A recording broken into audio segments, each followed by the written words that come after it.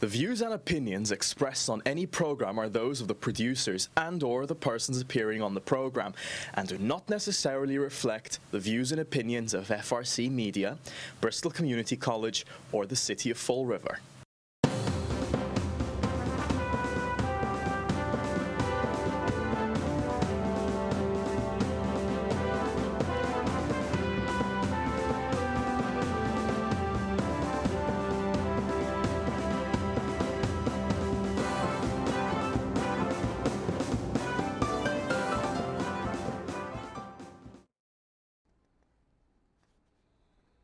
Well, hello there, everybody.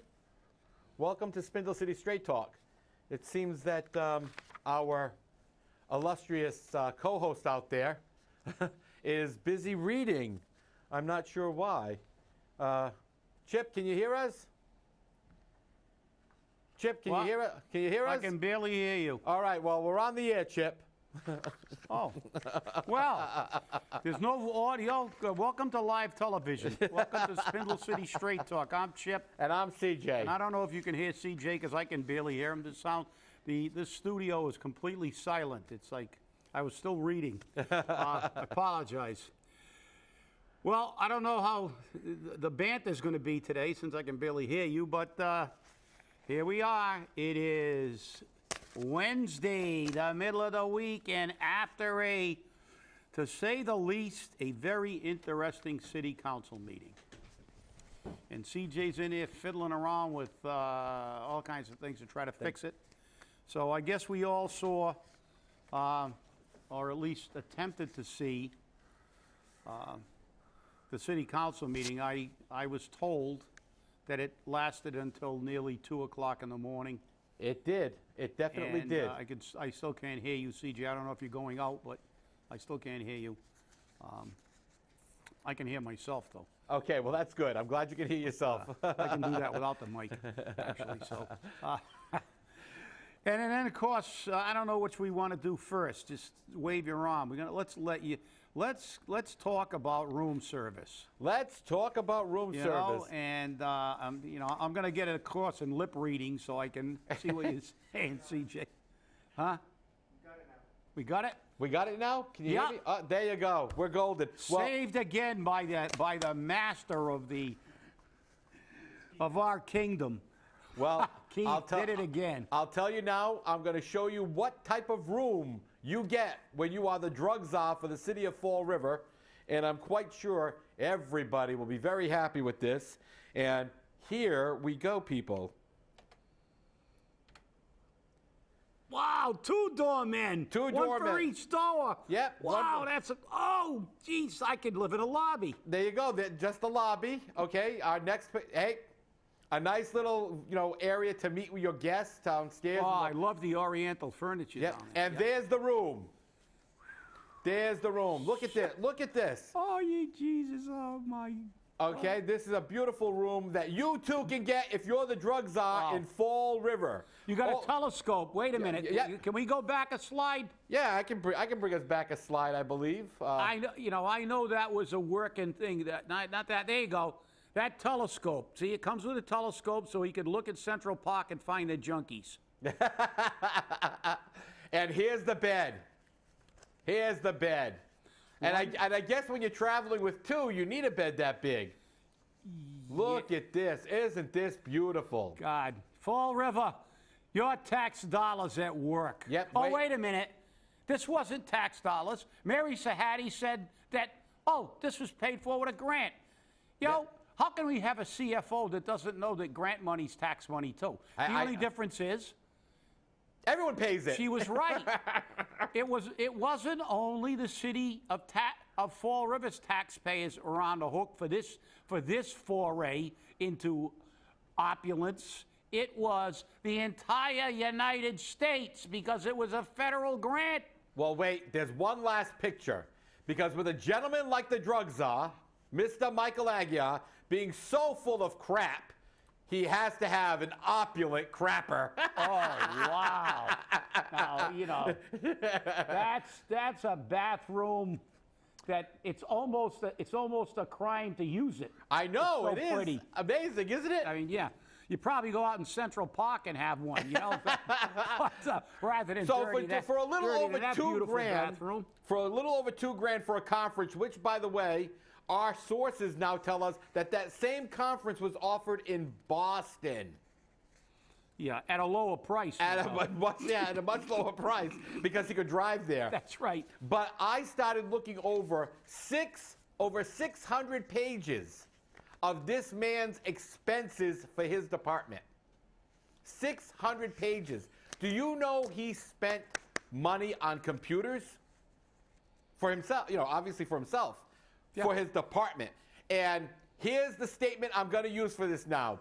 Correia knew, Aguiar flew. Yeah. And that's exactly what happened. Because Mayor Correia is now saying, I had no idea. Correia knew, Aguiar flew. Well, guess what? I don't, you know, even if he's correct, that's even worse. Because you're the mayor. That's right. This is your friend. You hired this bozo, who, by the way, from the beginning of his hiring, we questioned his credentials. We questioned even the validity of having this job attached and to the city of Fall River and its associated costs. And now we see that, again, Jaisal Correia has got an employment agency for every millennial that he ever knew and went to school with or was friendly with. This guy wasn't a millennial. He was his mentor. Well, yeah, his good mentor friend. or millenniums. Yeah. It's M&Ms. We've got the M&Ms. Mentors and millennials. He was his mentor. So I don't know. You know, well, I guess that explains it. You know, that explains why he's so free with money. He creates jobs for everybody. He gives out $30,000 pay raises when the city's broke. It's because his mentor taught him that if the taxpayers are paying, money's no object. But of course, we also have to point out to our illustrious leadership in this city, and voters remember this, that Mary Sahadi said, you know, it's not tax money, it's the grant. That's right. So well, somebody has to explain to that CPA that grant money and is that tax CFO. money. Yeah, and a CFO that, you know, grant money is tax money. We've paid it. Of course, we don't pay as big a percentage, but we're still paying.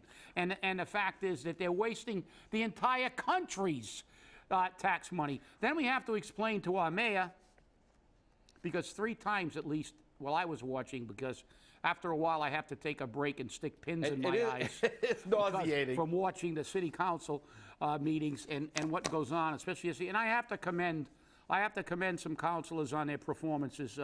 They were very, very good. They you know, and you know, they held their feet to the fire. Yep. And as well they should. But we have to remind the mayor. Now, this is the guy that ran for office, and with only 2 years' experience, and obviously his inexperience is showing by his hiring people without resumes, just because they never. And remember, Mr. Aguiar wasn't a city resident. Neither is the not a city resident. That's right. So, you know, and even though we have a residency requirement, and don't put Fall River people first, but we have to explain to the mayor that the city council does have the right to reduce the budget. And the revenue. And the revenue. That's right. Yep. They do have that right. And he said it no less than 3 times. I saw him 3 times say, you know, almost scold the council and tell them you can't do this when they can. That's now, right. as a chief executive officer, you should know that. You should know what your lane is and what their lane is. You should know what their rights are. They can't increase the budget. They cannot increase the budget, but they can reduce it. And then I guess somebody whispered in his ear and said, "Whoa, dummy. You know, you're making yourself look really bad saying that in front of a camera when you're the mayor, that you don't know that the city council can do this. You're telling them they can't do it. That's your inner child saying, you can't do anything that I don't like. That's right. And I don't care if it's legal, but you can't do it. So guess what? Somebody whispered in his ear, and then he tried to spin it. Oh, well, you can do this, but you can only do it on projections or something. He made some ridiculous thing, because I hate to tell you this, but the entire budget is a projection. That's right. That's what it is. There's nothing in that budget that isn't a projection. So, I mean, it was you know, it was almost tragic to see what's been going on in this city over the last week with this thing of somebody with a, I mean, talk about a total disregard for the city taxpayers. Of course, he doesn't live in the city, so number one, that gives him an excuse not to give two craps about what happens to the taxpayers' money. But this doesn't only go on with him. You know, there are other issues. The mayor just came back from the Fontainebleau in Florida. Would you like to see where he stayed? Oh, and I know the Fontainebleau is one of the diamonds on Collins Avenue in Miami. That's one of the that may be the nicest hotel in Miami Beach, and that's saying something. How's that? Wait, there you go. Yeah. Now this is a place to stay, because I'm going to tell you now. That looks just like my backyard. Look at that. Wait, it gets really good. Because, you know, look at the room. Look at the room. Look at the view, the balcony. Wait, there you go. Look at that. This is where the mayor stayed, at the Fontainebleau in Miami. I wonder why Mr. Aguiar stayed at the Ritz-Carlton. Look at what our mayor stays. Look at these rooms at the Fountain Royale. Are you serious? And he's going to say... Look at that. Wait, it gets even better. The rooms get better. All of this gets better. Look at this. These are the type of rooms you get at the Fountain Royale. Top of the line rooms. Look at this. A desk, a TV set, a bar. You get everything. You got everything you want at the Fountain Royale. This was the cheap room, by the way. The cheap room, yeah. And for $300 a night, you can get one of these cabanas. Cabana, for the right. day. Where Have you can your own cabana. Just think of sitting around there with all the other political hacks and just, you know, having a nice single malt scotch and a cigar. Beautiful. That's right. What a country. Because guess what? What a country. This is what Fall River's all about, isn't it? And am I correct? I heard that this conference, if we look at the thing and we know it's just a BS conference for the mayors to go on a nice vacation like the congressmen do, and we have to pay almost $6,000 to even... $5,900 a year just to be a member. To be a member. So we can go to the conference. Then we have to pay for the conference. A ton of money to go to that conference. That's right. And that conference is mostly hospitality hours and things like this. You should have seen some of the parties, the after-hour parties. I know, yeah. We should put a list on our site. We'll put a list of the parties so our taxpayers can say, what a nice day, what a nice thing. But am I correct? I heard... from someone, little birdie, told me that the citizens of New Bedford are demanding that their mayor withdraw from this thing because it's a total waste of money. Yes, they are. The citizens of New Bedford want Mayor Mitchell to withdraw from the U.S. Conference of Mayors because they don't see $8,000 a year to send him on a 4-day vacation. Number one, something that's worthwhile for New Bedford. Because guess what? We get nothing. We get nothing. But the mayors get a ton of things. Now, here was the funny part about it. And I highly suggest that you visit the U.S. Congress of Mayors website. Review the conferences that they've had, the one in Washington this past winter and this one now. And look at the after-hour parties that they have. Huge parties, private penthouses, fireworks, you know, dancing, dining, you name it, they do it. High end. Very, very, very high end. This is what you're paying your mayor to do. You're paying Mayor Correia to go to Florida, to go to Washington, and party like a 16-year-old. Oh, like a college freshman. Partying like a 16-year-old college freshman. They're partying like rock stars. Yeah, I know. They really are. Mikey and him, you know, the Fontainebleau, the Ritz-Carlton, you're partying like a rock star. You're not partying like a college freshman. They might have a limited budget. These guys have an unlimited budget. And guess what? Why do we go there? Oh, he'll say, oh, I get all kinds of great ideas to move Fall River forward. Like, let's become the tourist mecca of New England and stuff. All these ridiculous ideas that they've been trying for the last 20 years that don't work, rather than building this city back from the ground up and bringing jobs back in and beginning to put people to work who then will have money to support small business, which is our backbone. No. What do? They go down to these conferences and they listen to these high-powered companies who want to sell their marketing to Fall River, and you'll pay them like we paid the $25,000 for the real estate guy, and we'll get nothing out of it. Taxpayers will again get whacked with a big consultation fee with no results. You know, this is a blue-collar town. This is a working town. We've got to tighten our budget like you have to tighten your budget in your home. You can't go down to the Fontainebleau when your house needs a roof and you can't even afford to put a roof on your house. You have to have priorities. You have to have some reasonableness to your budget. You can't anticipate you're going to hit the lottery and then you can fix everything so you spend all your money and don't pay your gas and your electric and put a roof on your house and do regular maintenance. No, you can't do that. But politicians can. Politicians can give themselves pay raises in the face of over a $400 million budget on a state level. You know, the mayor said he was not aware of it.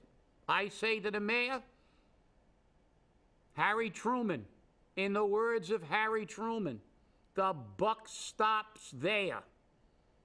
He's your hire. He was your mentor. You created this position for him.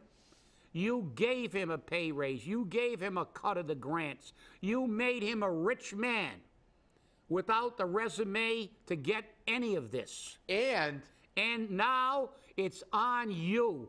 You took the easy way out. You said, Mike, resign. You're not going to have to pay back the money, even though we paid for somebody else's room service, too. That's right. Bad enough we had to pay for this guy. But we had to pay for his guest, whoever the hell that was. And I'm not real happy about, I'm aggravated enough and I'm angry enough about paying this tab.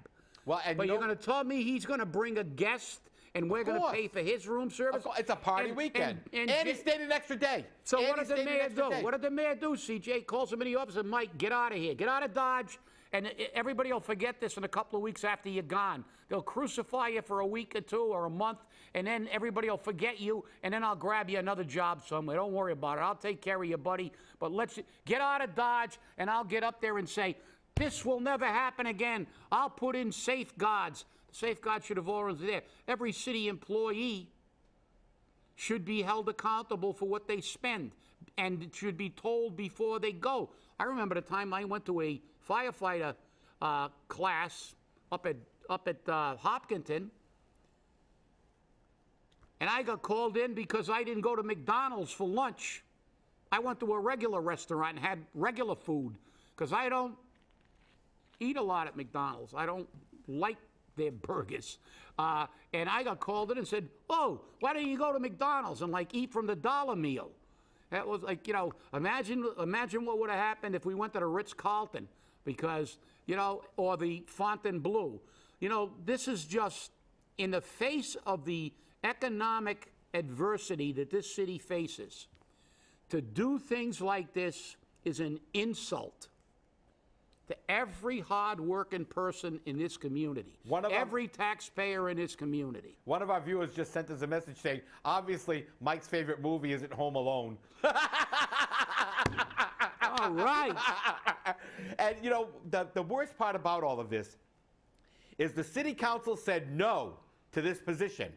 Yep. And the mayor went and hired him anyways. That's right. So guess what? Correia knew, Aguiar flew. Correia knew, Aguiar flew. I like Correia knew, Aguiar flew. And as you said, he's saying that I knew nothing about this. Well, you're the guy that created the job for him. Like I said, hey, the council's got no dog in this fight. They're going to say, well, you know, oh, then I heard this one went to a conference, that one went to a conference. Yeah, but did they stay at the Ritz-Carlton? No. Did they, you know, if they roomed with somebody else, was somebody there from the city going to the conference to share a room, so to cut expenses? You know, everybody that are in these things go to something, but you've got to control the expenses, and that's what happens. But there's no control. This, like I said, is an insult to every taxpayer in the city of Fall River. Everybody that's got to work 2 jobs to make ends meet. Everybody that has to worry about whether they're going to have enough money if they have a catastrophic issue like a roof beginning to leak. They can't afford 10 grand to put a roof on a house, and they're going to have to now, what are they going to do? They're going to have to stop going out to eat once a week for fish and chips on Friday. They're going to have to not. They're going to have to not maybe go on a small vacation like the Tiverton or something like that. But there's no Fontainebleau trips in their future. No, exactly. There's no Ritz-Carlton trips in their future. There's no order off the room service menu where you pay $19 for a bagel. You know, who cares? Room service. Bring it up. You know, I wonder if we had to pay for the tip. I bet you we did. I bet you we did. I bet you we did if they included it on a tab. Oh, yeah. We paid for the tip, too. Well, and I bet you it was a good one, because when you're tipping with somebody else's money, you're big. You're free with it. You're big time. You're a rock star. You're a rock star. But, you know, last night, one of the retirees, Mr. Fallon, I believe you know Mr. Fallon. Jerry? Yeah. Oh, from the school department. Yeah, very. Okay. Yeah. He said that his wife, he can't even buy a lottery ticket anymore, or he and his wife can't go out for a cup of coffee because of the taxes that they're hitting him with and the fees. And this is what Fall River's coming down to. But we have a mayor who can go to the Fontainebleau, spend $6,000 to be a member of an association that does nothing for Fall River. Nothing. Gives us nothing. Pisses away our money. Pisses away our money to have a rock star party for 4 days. And then his buddy, his mentor, goes out and pisses away a couple of grand, okay, having a rock star party of his own in New York on Central Park. And we can't even afford to buy a coffee. All right? Thank you very much, Mr. Mayor. Somebody who never worked a real job in his life. Well, okay? Until he got a job as the mayor. He's got an excuse, CJ. The way you are taught is the way you normally behave. His mentor, he proved why he's got this attitude. Right. By his own lips, he stands convicted. He has this attitude because his mentor has never cared. That's right. Because if you look at his mentor's resume, he's always worked for some agency that's wasting taxpayer dollars. You know, I don't know if he ever had a real job. I don't know if he ever had a job where he worked in private industry. And many of these people have never, ever worked in private industry. They never worked, they came up in a different era. He drove mom's leased Mercedes. He lived in a house. All these millennials don't have any worries in the world. I remember when I first got my driver's license, and I wanted to drive my father's car, and I was all happy. I got my driver's license, and I said, "Hey, Dad, can I borrow the car?" And my father gave me a lesson in life about you earn your way in this life. He looked at me, and he wasn't being mean or anything. He looked at me and he said, "I had to work and pay for that car." He said, "That's my car." He said, "You're old enough to get a driver's license. You're old enough to get a job. Go out and get a job." He said, "Work after school. You save some money, and I will go with you and try to get you a really good car for your money. I know some people," he said, "that are in dealerships." He said, "I'll get you a nice car. You go out and earn that car." And that's what I had to do. I had to go out. My next trip was down at Charlie Cohen's Market on the corner of Pleasant and Mason, and I got a job there in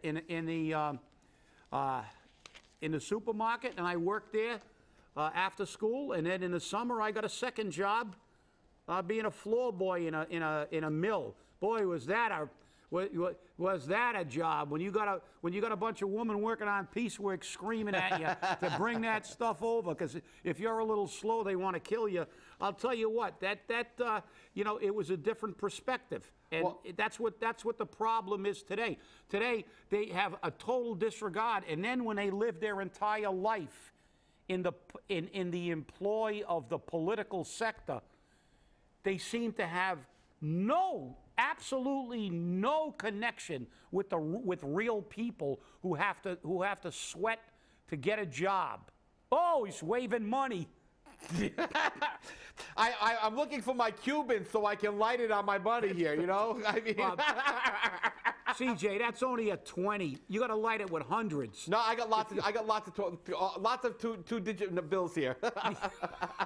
But they're only 20s. You got to light them with a stack of hundreds. I know, but right now I can't afford hundreds. I'm not the mayor. I'm not Mike Aguiar. It's time to get away from this delusionary stuff. We have an election here. And we've made this a little. We've been a little satirical. We're trying to laugh to keep from crying. Before you go on, We have to give our viewers what they're expecting most, because I just got a message about it. So here we go. Okay. Screw you, taxpayer!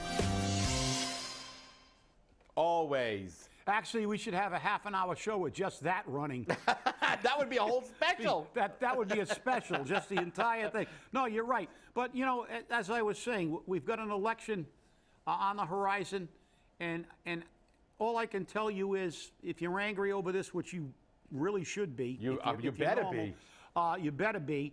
Don't only ask the mayoral candidates. Ask every single, you know, I mean, we've had an influx of these young mayors who have a lot of promise. They're very naive, but they don't understand. They don't really, I don't know, they just don't relate. I think that, you know, if you look back on our history, we had much lower educated mayors, but with a lot more common sense, but had some life experience and had years and that's important. And that's, you know, that, you know, you can say that, but it is important. You know, the road to hell is paved with good intentions, but we've got an election. But don't only ask the mayoral candidates, ask every city council candidate, every school committee candidate.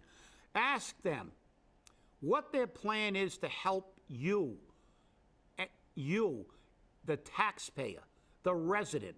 I remind you all to remind them that a city is in the business of doing one thing. That's providing the necessary services to the people whose money supports that government.